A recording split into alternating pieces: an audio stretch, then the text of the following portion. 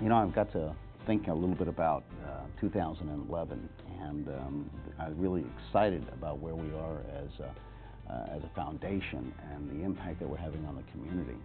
But I got to really thinking the other night about the fact that we have given out $100 million in our gifts to the communities, but that's not really the important piece, that we really could not be where we are today if it wasn't for the partnerships that we've developed over the last few years.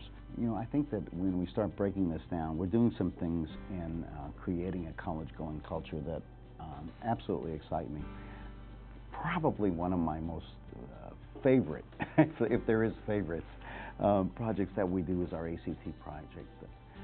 The fact that we're allowing students who are juniors to take the ACT exam, and the outcomes of that is they're recognizing that they can go to college.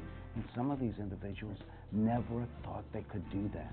I mean, you talk about making an impact.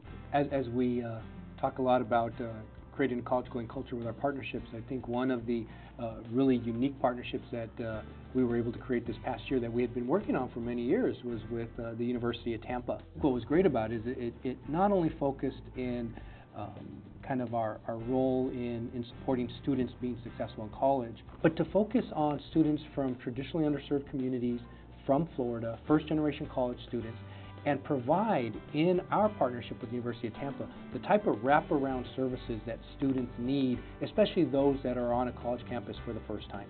I agree. I mean, it really is, I think, a pilot for something that could be much bigger in terms of really that sort of early warning system for students who might be at risk of not completing, how to get to them early on, and as you said, Paul, wrap those services around them, and really kind of put them in a cohort, bring them through school so they can be successful. And I think we'll learn a lot from this program as to what kind of things work for students.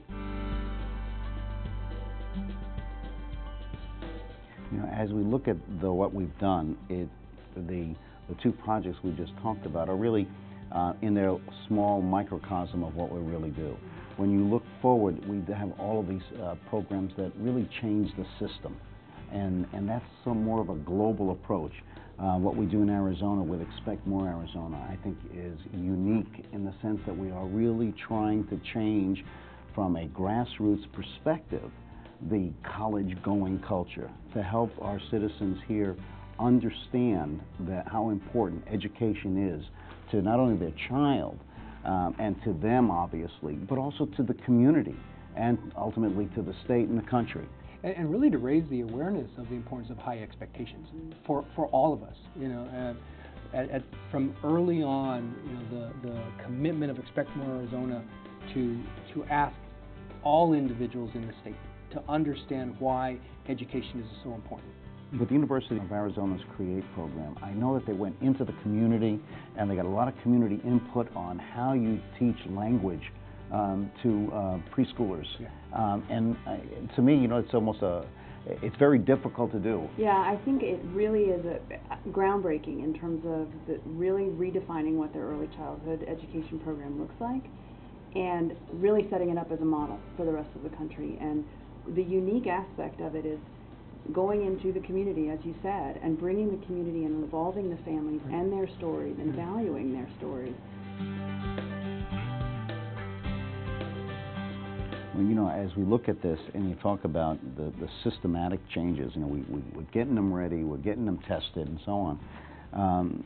All of this, though, fails if they don't have access.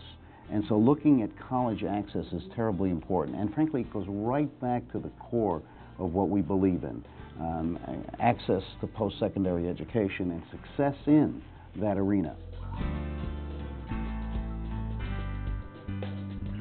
What Florida Can, I think, has the potential to do is to raise the awareness that the success of the future of the state of Florida from an economic viability perspective will be driven, we believe, by the state's ability to have at least 60% of all of the population receiving some type of education degree. Right. And right now, you know, we've been hovering like the rest of the nation around that, 40 percentile.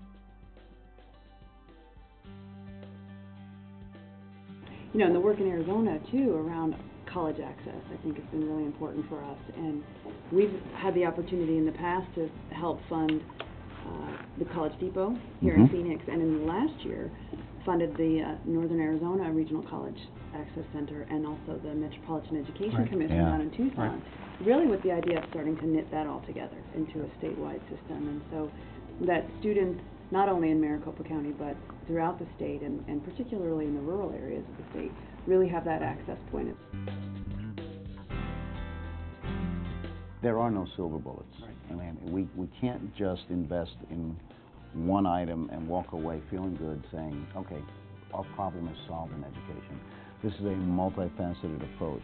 And what I enjoyed about 2011 most of all is seeing the successes that we had in this coordinated and collaborative method that we're using to bring all of these spokes of the wheel together at the center, all focused on the same thing, in alignment with our goals and objectives, and actually moving the needle forward.